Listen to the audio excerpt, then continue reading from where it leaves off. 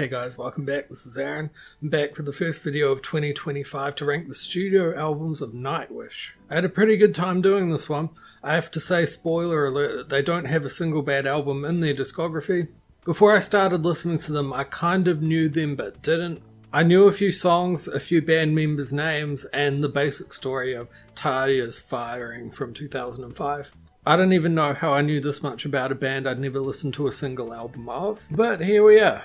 I knew that they were pioneers of early symphonic metal sound from Finland, and guys, if you're interested, I've also ranked the albums of Stratovarius and Sonata Arctica on the channel. Before I get into it, especially at the end of this video, if you liked what I've presented, please consider hitting like and subscribe and trying to help me grow this channel. Coming in at number 10, 3 stars, I have Human to Nature from 2020. No bad albums, we start with 3 stars. I have to admit the opener with its ambient new age kind of influence, and then the drums come in and there's still a strong world music influence as well. I admit that's new. This is probably the least exciting start to a Nightwish album though. The vocals from Floor sound nice though. Track 2, Noise, another that sounds good. We're kind of seeing them lose the power metal influence here. Impu has nothing much to do but chug chords here basically. I would say that compositional dynamics here are still present though. Harvest though, it's definitely not typical Nightwish, but I can kind of appreciate the jungle sort of influence to it. Pan picks things up quite a bit though. Some good energy to the guitar and the choir. How's the Heart? Nice harmonized a cappella finish. So it's not like this album isn't still presenting little new elements for listener interest.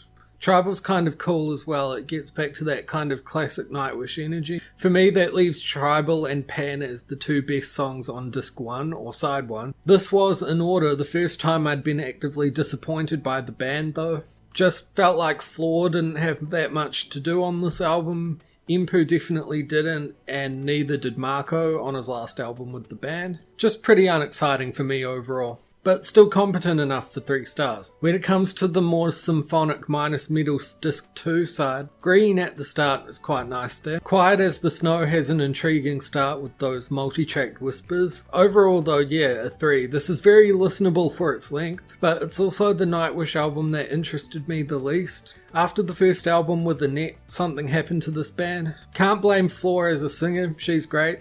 It's more of a compositional or inspiration issue, something like that. Coming in at number 9, I have Debut Angels Fall First from 1997. I'd give this album a 3 as well, but wow, I didn't expect Album Path to be so good from the band right off the bat. There's little need for warm-up in terms of band prowess. The guitars are that fairly typical power metal rhythmic style, but this album is a good example of that style. Hold up though, I'd never heard Holopainen sing before.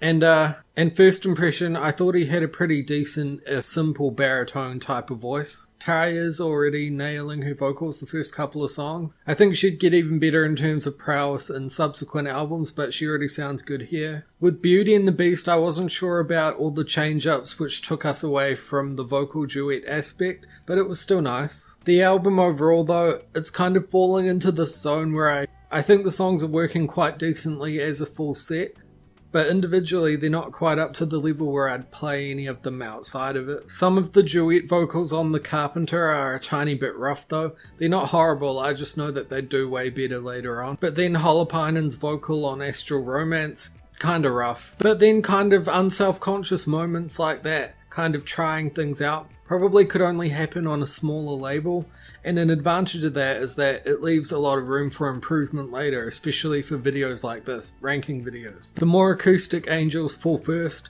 Tarja solo vocal, pretty good. A real orchestra's absence is noted, and it seems like every song is a fade out. I don't usually care about that too much, but here it felt like almost every song. I like Holopainen's atmospheric keyboard work on Lappy 2 and 3, but honestly he's not as much of a standout musician on this album for me.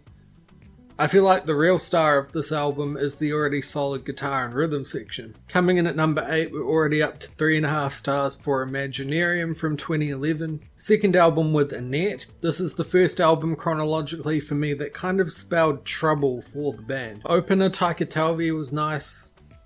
Kinda gave me latter-day Sonata Arctica vibes. A slower piece with more baritone vocals. Nothing too passionate, but honestly not too bad. A good little intro. On the more aggressive story time, the guitar tone's a little different for me than what I'd heard in the past. Maybe a little less bass to the sound if I had to pinpoint something. I wouldn't have said that Nightwish were starting to repeat themselves here exactly. I understand a band can't just switch genres. But the previous album also did have that slightly different sound for a point with Wish I Had an Angel. I just didn't find Storytime especially exciting, although it sounded like an all-female choir, or close to it anyway, which was something a little different, I think. I kind of like the more screaming male vocal elements of Ghost River. That is something they maybe could have leaned into a little bit more on occasion. Good song. Slow Love Slow. It's interesting that kind of starts off as a jazz piece. Once the novelty wore off though, I probably wouldn't go back to that song. Slight Celtic flavour and I Want My Tears Back. Kind of circus vibe to Scare Tale. I can kind of hear they're still sprinkling in bits of eclecticism here and there. The songs so far just aren't grabbing me that much though. Rest Calm is kind of long and ponderous. I'm just not getting that much into this album, guys. The Crow, the Owl and the Dove had a bit more potential, kind of a melodic ballad style.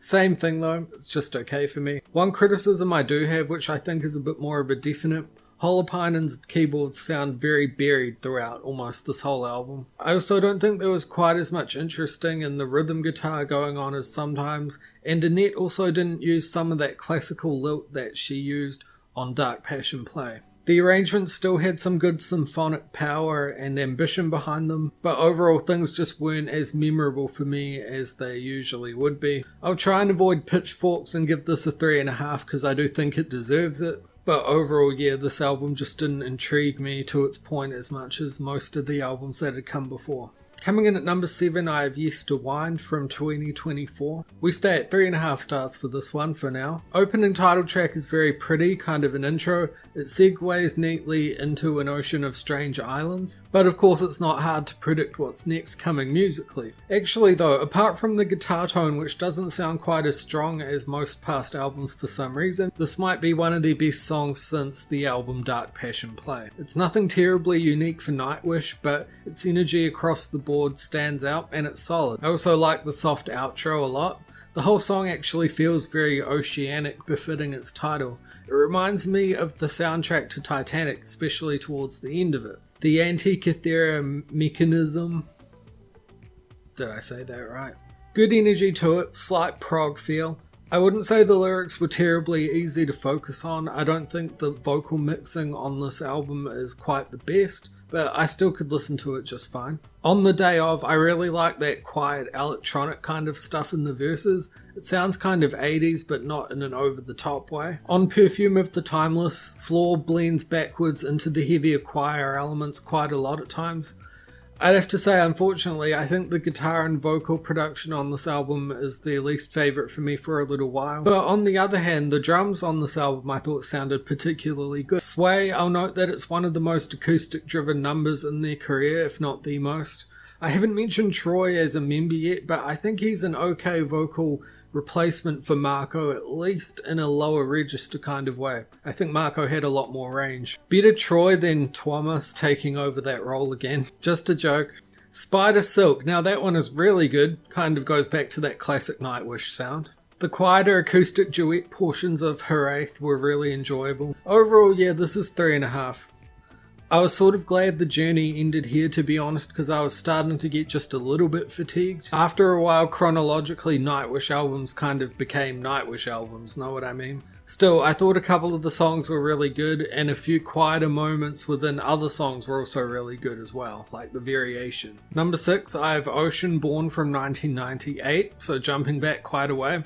This one is still at 3.5. This is their second album, and Stargazers immediately is better than the debut in every sense. Thomas's keyboards are standing out a lot more in the intro. Tarja's vocals are soaring a lot more than the debut with a more adventurous melody. Good stuff. Good variety of keyboard sounds from the piano to that harpsichord kind of sound. Empu was a little overshadowed on the album so far compared to Angels Fall First, but he's still playing some really good rhythm stuff as well. That fast stuff on Devil and the Deep Dark Ocean. I also just really like his classic power metal guitar tone in general. This album just started out a lot more confident than the debut.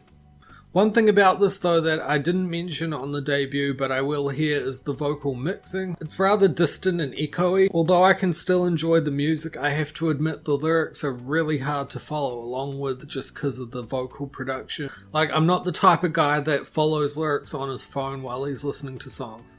But then the high wordless vocalizing on Passion and the Opera makes for a distinct little moment on the album as well. This is similar to Angels Fall First in that I don't think there's a huge amount of individual highlights on here. I feel like it's more a consistent across the board type of album. Like Angels Fall First though, the distantly mixed vocals leave something to be desired even though the vocals themselves are obviously very well performed. Sleeping Sun wasn't on the original release, but even if it was, I'd still say this was comfortably better than the debut. I wouldn't go above a 3.5 for this though. Number 5, still at 3.5 stars for Endless Form's Most Beautiful from 2015. Floor's first album with the band. I like the strong orchestral focus to the opener, although I can hear the power metal sound slowly leaving their sound. Just as an observation. I think Floor definitely has a better tone as a straight ahead rock singer than Anette. I think most people would agree. But I also don't think that Anette got to show her full potential, especially on their second album with her Imaginarium. Weak Fantasy brings in a little bit more of a power metal influence. Like, they've never been really power metal, but they've had that influence anyway. Good stuff. More good vocals and melody too. Floor is truly excellent. I have to admit, Anette was good too, but Floor just kind of has this X factor about her. I like Elan's more stripped back start. Overall, yeah, this album is starting out way better than Imaginarium did for me. Yours is an Empty Hope. Sounds good while it's on, but I don't think the minimalistic vocal melody is quite up to their usual standards of such. It's fine. I must say, there have been some times I've thought Nightwish lacked ballads, especially with their potential for such. But Our Decades in the Sun is quite a nice one. Kind of exactly like you'd expect a Nightwish symphonic ballad to sound, but not in a bad way. So though, by the time of My Walden, some little intrusive thoughts are creeping into my listening experience. Kind of that everything on this album is kind of a 7 out of 10. This is working as a complete listening experience, but apart from Floor's voice and the newness of it as well, nothing was really giving me a wow factor from this album either. I also wouldn't say this is the best drum sound that's been on a Nightwish album. It kind of sounds a little drum machine-esque even though I know it's not. I just kind of hear happening to them what happens to all metal or even genre-specific bands over time. The talent may not fade, but the sense of urgency behind the music kind of does. After a while, nobody can escape, it seems, the sense that they're kind of just professionals at it, that they've just been doing it a very long time. Then again, my favourite Stratovarius album came in 2015, about 26 years after their debut, so you've also got to keep an open mind. Holopainen has some great piano work in The Greatest Show on Earth, the quieter part before all the instruments show up. I couldn't have gone below a 3.5 for this, but I also found myself thinking at the time that I'd be surprised if another Nightwish album blew me away ever again. But it was also important that I kept an open mind, so I tried to do that. Coming in at number 4, Wishmaster from 2000. This is the last album that'll be 3.5. Right away with She Is My Sin, I could tell there was a huge step forward in production already for them at the time. It's a melodically and energetically pleasing song regardless, but I could tell the vocals were mixed up a lot more upfront and clear than their previous 2 albums. I quite like some of the simple staccato lines of the Kinslayer as well. It was good at the stage that Thomas was starting to outsource guest male vocals. I did understand that Marco and Tarja were the dynamic duo though, so I was looking forward to his introduction into the band as I was playing this album. Opening stretch of the album was solid enough that I wasn't actually missing a real orchestra too much. I also can't stress how nice it was that I could finally make out some lyrics. Understanding lyrics is very important for me for connecting with songs. Production all round on this album was a lot better than their first 2. The guitar sounded much the same as the first 2 albums, but not much needed to be changed there at all. But just the vocals and the drums on this album, big improvement for me. 2 for Tragedy as a ballad, kind of theatrical but also relaxed at the same time. Something about the melody of the title track didn't quite grab me though. This slightly ran out of steam towards its very end, but She Is My Sin and also Wanderlust are songs that I'd put on an individual power or symphonic metal playlist of mine. Some blistering rhythm guitar work across this whole album as well. Phantasmic is a really strong closer. I really like some of that fast fluttering flute work as well. All the right ingredients were in place, but this didn't quite get above 3.5 for me either. But it was also really encouraging, chronologically speaking, that Nightwish were only improving as they kept releasing albums early on. Just as a little joke, it's kind of like they were doing a reverse Sonata Arctica in terms of quality. Number 3, I have Dark Passion Play from 2007. We're up to 4 stars for this one. Really liked it. I really like how Anette started at the beginning of Poet and the Pendulum, still doing that classical lilt a little bit that she'd kind of drop entirely for her second album with the band for some reason. But then I like how it builds in power with the instruments and the choir, and how her voice also comes in with that more straight ahead rock kind of style. Another switch to a more head voice focus, and it seems Anette could be a versatile vocalist. Bye Bye Beautiful. I must admit I wasn't terribly invested in any band drama. I didn't really want it to affect how I viewed the 3 different vocalists in the band, the female ones. But I had to say I really liked that song's furious drive, especially in the chorus. Just in itself, it's a very inspired track. Amaranth, I recognised the title but not the song. At this point I had to say that Anette was reminding me of a little Sharon from Within Temptation. Slightly similar in tone to me, she also kind of had that straight ahead style but was also capable of that slightly more classical lilt. Overall on this album I felt like she was fitting in quite well with the band's established sound. It didn't sound like they needed to change very much for her at all. Very heavy guitar on Cadence of Her Last Breath. I hadn't forgotten about it. I haven't forgotten about the guitarist. Master Passion Greed, wow, they kind of went full thrash at the very start of it there.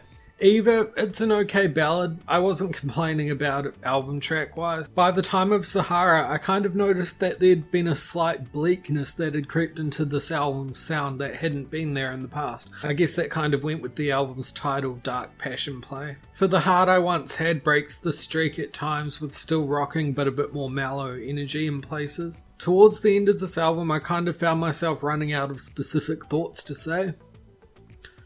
Still very much good music, good vocals, good everything, but I kind of thought they'd improved so rapidly across their first albums that after a while that there was going to be a bit of a plateau. But I'd still very much say that this was a deserved 4-star album. Number 2, still at 4 stars for Once from 2004. Dark Chest of Wonders was already on a power metal playlist of mine. It's typically quite intense with the guitar and mood in one sense, but there's also a real strong sense of fun to that song as well. Something in the chorus melody, kind of a whimsical feel to it as well. Also cool to hear some prominent woodwinds in the orchestral side of things. Wish I Had an Angel, first chronological experiment with the slightly electronic beat in parts. I quite like that they were still trying to expand the formula of symphonic power metal that they were doing, but not really also straying from the sounds that they'd excelled at. You can really say something different musically speaking, at least in elements, about nearly every track, and you definitely can't say that about all songs in this genre. I'd also heard Nemo before doing this journey, but I can't say I fully appreciated it at that time. I guess at that point I was looking for something a bit more in my face. Overall, Nemo does have some energy, but it's a bit more subdued in parts as well. Nice guitar solo though. Overall, I must say I've fully come around to the song. Planet Hell, very power metal, I like that. I'm particularly obsessed with the riff that comes up somewhere in the middle of the song. Creek Mary's Blood, they managed to surprise me a little with some folk elements. Production wise, they continue to improve across their albums still at this point, I think. But yeah, Creek Mary's Blood, really beautiful arranging. It seems like not a single part repeats in the song. Finally, Up to the Siren. Not my favourite song on here, but at least if nothing else, there's a little extra to be done on guitar. Dead Gardens, pleasant low-key vocal, but it felt a little bit fillerish. And why did they have to do that? Because I thought this album was going to clear Century Child, but based on those previous 2 tracks, I didn't think it quite could. Romanticide though, great guitar solo and unexpected ending with Marco given a lot more to do vocally. Ghost Love score, I know it's one of their opuses, I have no complaints about it, but I was a little bit more impressed with the arranging on Creek Mary's Blood, but again, no complaints. It definitely felt more symphonic metal, I will say that. The last 2 tracks, including one in Finnish, are nice, but it also kind of dawned on me. The first half of this album had cleared any first half of an album they'd done so far, but the second half for me was a little less strong, at least the few tracks leading up to Ghost Love's Score. The album's strong enough for 4, and I'd say it has higher peaks than Century Child, but overall I couldn't say it was quite as good. That leaves one more album, which I've already mentioned, Century Child from 2002, 4.5 stars for this one. Nice smooth vocal melody, and as usual rock solid guitar to open Bless the Child. Like She Is My Sin on Wishmaster as an opener, great stuff. I also really note the introduction of a full orchestra. End of All Hope, different already, a bit more aggressive. It felt at this point like the vocal production was continuing to improve and was probably there to stay at this point, which I'd say it would be until the 2024 album, but we've already talked about that one. At the time of listening, just based on the album's start, I felt like this was the band finally fully coming into their own. I also felt like at that point of their career, almost like it should be, the rhythm section was more just a solid backing rather than an active highlight in the music. Track 3, a little more keyboard driven and a great introduction of Marco on vocals, of course a very strong metal vocalist. Ever Dream is good. End of All Hope seemed like a more logical single choice in my opinion, but Ever Dream had an epic feel as well. I had to admit, even on this, their best album, I was sort of wondering if it was running out of tricks a little bit until the climax of Slaying the Dreamer. That was really cool. Forever Yours, nice ballad, another first for the album to its point. Nice restrained vocal. On Ocean Soul, it's quite cool how some of the keyboard textures are still reminding you a little bit of Sleeping Sun from a few years earlier at that point. Even Feel For You with a bit more bass-driven introduction is a little bit of mini variety they'd managed to infuse at that point. I'd only seen the end of an era version of Phantom of the Opera. The studio version is great, honestly. It seemed like they were the first metal band to properly cover that song. Correct me if I'm wrong. Yeah, I really think them choosing to cover that was one of the most singularly inspired moments of their discography. There are a few songs on here that are just nice, but most of them managed to make something compositionally noteworthy in some way or another. Previous album Wishmaster was also good, but this was a really big step forward for me. A whole star better, of course, in the end.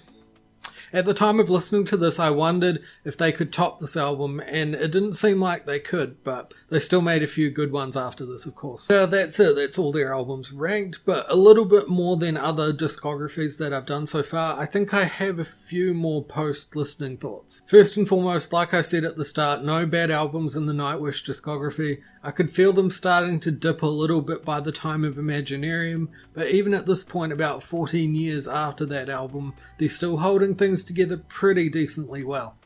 Second thought, I'm afraid to say I think they underused Marco Hietala. I think he had a really great metal voice. They didn't have to prioritise him that much more than they did, but they could have just made his vocal presence in the band felt just a little bit more. Number 3, I don't know how Nightwish fans would feel about me saying this, but I'm just going to say it. Even though Holopainen's the main songwriter, of course, he's actually the musician in this band that I found myself least drawn to across their whole discography, probably. He has some great parts, of course, but there are also some albums like Imaginarium. His playing is pretty buried. For me, their sound has always been carried most, apart from the vocals, by the rock solid, simple but effective guitar work. Even on the early albums where the production wasn't so great, there was always just a really good guitar undercurrent running through everything. Another thing, one thing the entire Nightwish catalogue could have benefited a bit more from, a few more memorable ballads. Sleeping Sun is legendary, but it also came out very early in their career and I don't think they quite managed to top. They have some other good ones, of course, just nothing quite as memorable for me as that original version of Sleeping Sun. Last but not least, which of the 3 main female vocalists ended up being my favourite? Let me just say, I think Floor has the most stylistic variation in her voice.